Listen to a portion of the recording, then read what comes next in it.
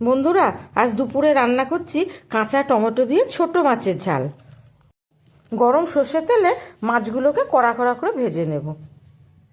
সর্ষের তেলে রান্না করলে তরকারির স্বাদ খুব ভালো হয়, আর মাছটা একটু কড়া করে ভাজলে পরে এর ঝোলটাও খেতে খুব ভালো লাগে। মাছ ভাজার তেলে আমি আলুগুলোকেও ভেজে নিচ্ছি। লাল লাল করে ভাজা হয়ে গেছে। এবার ওই একই তেলে দিয়ে দিচ্ছি শুকনো লঙ্কা আর কুচনো পেঁয়াজ। আলুর সঙ্গে ভালোভাবে লাল লাল করে ভেজে নেব। কাঁচা টমেটো ও লবণ দিয়ে ভালোভাবে নাড়াচাড়া করে নেব। দিয়ে দিচ্ছে জিরে গুঁড়ো, ধনে গুঁড়ো আর শুকনো লঙ্কার গুঁড়ো দিয়ে ভালোভাবে কষিয়ে নেব। মশলাগুলো খুব ভালোভাবে কষানো হয়ে গেছে, দারুণ একটা কালার চলে এসছে। পাশে ফুটিয়ে রেখেছি গরম জল, সেটা এর মধ্যে অ্যাড করে দেবে। দেখুন ঝোলটা ফুটছে। এবার দিয়ে দেব ভেজে রাখা ছোট মাছগুলো, দিয়ে 5 মিনিট কুক করে নেব।